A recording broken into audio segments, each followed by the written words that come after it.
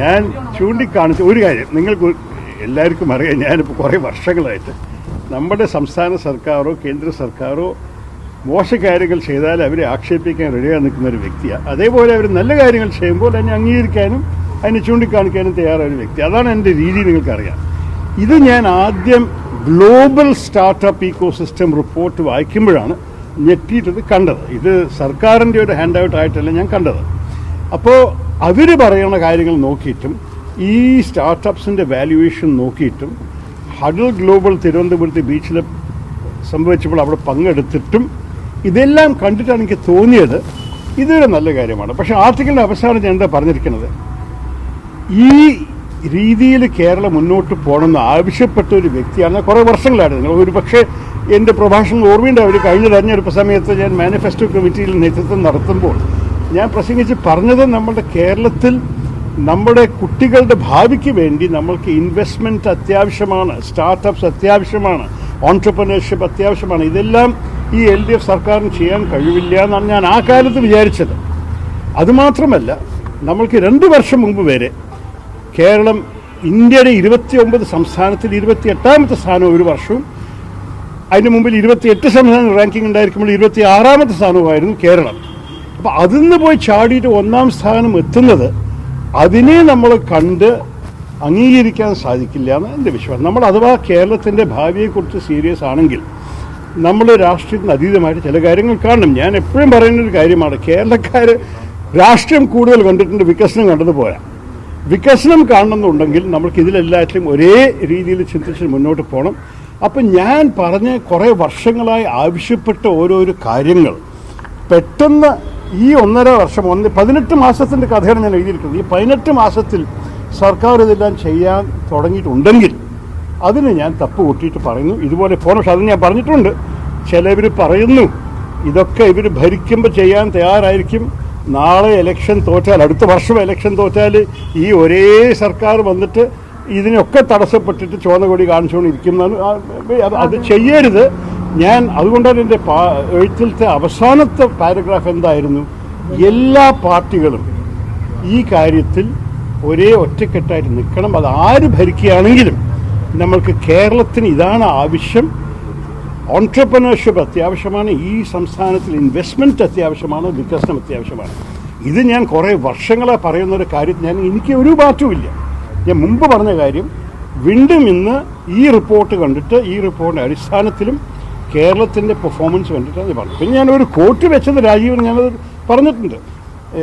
ഇത് ഞാൻ കഴിഞ്ഞ വർഷം വരെ പ്രസംഗിച്ചൊരു ഫിഗറാണ്. അമേരിക്കയിലും സിംഗപ്പൂരിൽ ഒരു പുതിയ ബിസിനസ് സ്ഥാപിക്കാൻ 3 ദിവസമേ ആവശ്യമുള്ളൂ. ഇന്ത്യയിൽ സ്ഥാപിക്കാൻ ആവറേജ് 114 ദിവസമാണ്, കേരളത്തിൽ സ്ഥാപിക്കാൻ 236 ദിവസമാണ്. ഇത് പറഞ്ഞ് അത് എൻ്റെ തലയിൽ കയറിക്കഴിഞ്ഞൊരു കണക്കായിരുന്നു. പക്ഷേ പെട്ടെന്ന് ഞാനൊരു പ്രഭാഷണം കേട്ടു രാജീവിൻ്റെ, ഇന്ന് കേരളത്തിൽ ബിസിനസ് തുടങ്ങാൻ 2 മിനിറ്റ് മതി.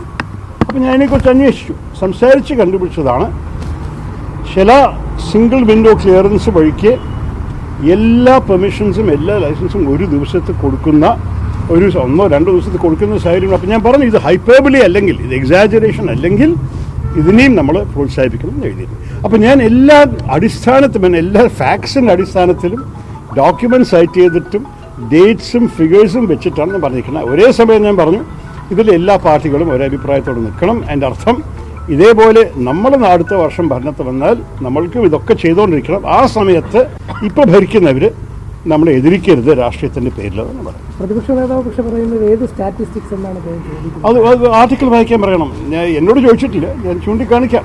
എല്ലാറ്റിൻ്റെയും ആ റിപ്പോർട്ട്സായി അഥവാ ആ റിപ്പോർട്ടിൽ വല്ല കുറ്റമുണ്ടെങ്കിൽ നമ്മൾ തർക്കിക്കണം. ഞാൻ ഈ ഗ്ലോബൽ സ്റ്റാർട്ടപ്പ് ഇക്കോസിസ്റ്റം റിപ്പോർട്ട് ലോകത്തിൻ്റെ എല്ലാ രാജ്യങ്ങളും എല്ലാ സംസ്ഥാനത്തിൻ്റെയും ഒരു റിപ്പോർട്ടാണ്. അത് ഞാനോ ഒരു ഇന്ത്യൻ സ്ഥാപനമല്ല ഇറക്കിയിരിക്കുന്നത്. അത് ഇൻ്റർനെറ്റിൽ നിങ്ങൾ കയറിയിട്ട് നോക്കിക്കോളൂ, ഗൂഗിളിൽ എവിടെ നിന്നാണ് ഞാൻ അത് എടുത്തിരിക്കുന്നത്. രമേശ് ചെന്നിത്തല പരിഹസിച്ചത് 2 മിനിറ്റ് അല്ല 1 മിനിറ്റ് മതി സ്ഥാപനം പൂട്ടിപ്പോകാനെന്നാണ് അദ്ദേഹം. അതൊക്കെ വേറെ കാര്യം. ഈ 2 മിനിറ്റ് എനിക്ക് തോന്നി ഇത് കുറച്ചൊരു എക്സാജറേഷനാണ്. പക്ഷേ അതിൻ്റെ ഉദ്ദേശ്യമാണ് നമുക്ക് സ്വീകരിക്കേണ്ടത്. എൻ്റെ അർത്ഥം 2 മിനിറ്റ് എന്ന് പറയുമ്പോൾ പെട്ടെന്ന് കാര്യങ്ങൾ ചെയ്യാൻ തയ്യാറായി ഒരേ സർക്കാർ ഓരോരോ തടസ്സങ്ങൾ മുമ്പ് കൊണ്ടുവന്നിട്ടാണ് സർക്കാർ ഇങ്ങനെയൊക്കെ ചെയ്യാൻ തയ്യാറാണെങ്കിൽ അതിന് ഞാൻ സ്വീകരിച്ചു. പൊളിറ്റിക്കൽ പാർട്ടി തന്നെ പലപ്പോഴും പറഞ്ഞിട്ടുള്ള കാര്യം കേരളം വ്യവസായ സൗഹൃദമല്ല എന്നുള്ള കാര്യമാണ്. ഞങ്ങൾ അതിനെ പ്രോത്സാഹിക്കുന്ന തരത്തിലാണ് സംസാരിച്ചത്. പ്രതിപക്ഷമൊക്കെ പറഞ്ഞത്, ഇന്നും പറഞ്ഞത് സംസ്ഥാനം വ്യവസായ സൗഹൃദമല്ല എന്നാണ്. കേരളത്തിന് നമ്മൾക്ക് എന്താ ചൂണ്ടിക്കാണിക്കാനുള്ളത്? ഈ is of doing business ranking അത് ഇന്ത്യയിലെ എല്ലാ സംസ്ഥാനങ്ങളിലും റാങ്ക് ചെയ്യുന്നതാണ്. അതിൽ നമ്മൾ നല്ലോണം പുറകെയായിരുന്നു. പെട്ടെന്ന് നമ്മൾ ഒന്നാം സ്ഥാനത്ത് എത്തിയിരിക്കണം. അതിന് വലിയ കാരണമുണ്ടാവണ്ടേ? ഇതും നമ്മുടെ CPM സർക്കാർ ഇറക്കുന്ന റാങ്കിങ് അല്ലല്ലോ, ഇതൊരു നാഷണൽ റാങ്കിങ് ആണ്. അപ്പോൾ നമ്മൾ ഇതെല്ലാം കാണാത്ത ഭാവം നടിക്കാൻ സാധിക്കില്ല. പക്ഷേ ഇത് ചെയ്യണമെന്നുണ്ടെങ്കിൽ ഇതിനെ നല്ലപോലെ ആത്മാർത്ഥത മുന്നോട്ട് കൊണ്ടുപോകാൻ ഇവർക്ക് സാധിക്കുമോ എന്നൊരു ചോദ്യം ചോദിക്കാനുള്ള പൂർണ്ണ അവകാശമുണ്ട്. Political note. പക്ഷേ ഇതൊക്കെ തെരഞ്ഞെടുപ്പിന്റെ പടിവാതിക്കൽ നിൽക്കുമ്പോൾ ഒരു തിരിച്ചടിയാകുമെന്നാണ് പാർട്ടി വിലയിരുത്തുന്നത്. ഇല്ല, ആവശ്യമില്ല. ഞാൻ ചൂണ്ടിക്കാണിച്ചിരിക്കുന്നത് സബ്സ്റ്റാൻറ്റീവ് ഇഷ്യൂസ്. അതിനർത്ഥം ഞാൻ നേരത്തെ പറഞ്ഞില്ലേ, രാഷ്ട്രീയം നമ്മൾക്ക് കുറേ ഉണ്ട് ഈ സംസ്ഥാനം. എല്ലാറ്റിലും രാഷ്ട്രീയമുണ്ട്. നമ്മൾ ജനങ്ങൾ നല്ലോണം രാഷ്ട്രീയം കണ്ടു കഴിഞ്ഞു. വികസനം കണ്ടിട്ടില്ല. കുറേ വർഷങ്ങളായിട്ട് കേരളത്തിൻ്റെ സ്ഥിതി വല്ലാത്ത മോശമായിരുന്നു. ഇപ്പോൾ വികസനത്തിന് വേണ്ടി പ്രവർത്തിക്കാൻ ആര് തയ്യാറായാലും നമ്മൾ അതിനെ സ്വീകരിക്കണം. അതിൻ്റെ അർത്ഥമല്ല അവരുടെ രാഷ്ട്രീയമോ അവരുടെ ഐഡിയോളജിയോ നമ്മൾ സ്വീകരിക്കണമെന്ന്. അവരൊരു നല്ല കാര്യം ചെയ്തു, അതേപോലെ അവർ പല കുറ്റങ്ങളും ചെയ്യുന്നുണ്ട്, തെറ്റുകാര്യങ്ങൾ ചെയ്യുന്നുണ്ട്, അതിനും ചൂണ്ടിക്കാണിക്കാൻ നമ്മൾ നിൽക്കണം. പക്ഷേ ഞാൻ എപ്പോഴും എല്ലാ കാര്യത്തിലും എപ്പോഴും പറയുന്നൊരു വിഷയമാണ്, എൻ്റെ അഭിപ്രായത്തിൽ നമ്മൾ ചില വിഷയത്തിനെക്കുറിച്ച് ജനങ്ങളുടെ താല്പര്യത്തിനെക്കുറിച്ച് നോക്കുമ്പോൾ ജനങ്ങൾക്ക് വേണ്ടിയിട്ട് നമ്മൾ രാഷ്ട്രീയം അതീതമായി കാണണം.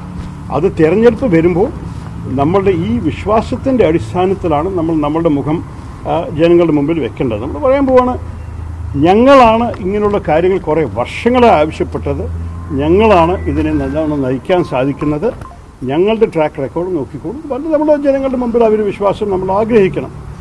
പക്ഷേ അവർ എന്ത് ചെയ്താലും തെറ്റാണ്, കാരണം നമ്മൾ പ്രതിപക്ഷമാണെന്നതിൻ്റെ കാര്യമില്ല. അതുപോലെ തന്നെ അവരും നാളെ പ്രതിപക്ഷത്തെത്തുമ്പോൾ ഇന്ന് വരെ ചെയ്ത കാര്യങ്ങൾ ഇനി ഉപേക്ഷിക്കാൻ പാടില്ല. അവർക്കൊരു ഉത്തരവാദിത്തമുണ്ട്. അതും ഞാൻ ചൂണ്ടിക്കാണിച്ചിട്ടുണ്ട് എൻ്റെ ആർട്ടിക്കിളിൽ. അതാണ് ഈ ലേഖനത്തിൻ്റെ അർത്ഥം. US പ്രസിഡന്റുമായിട്ട്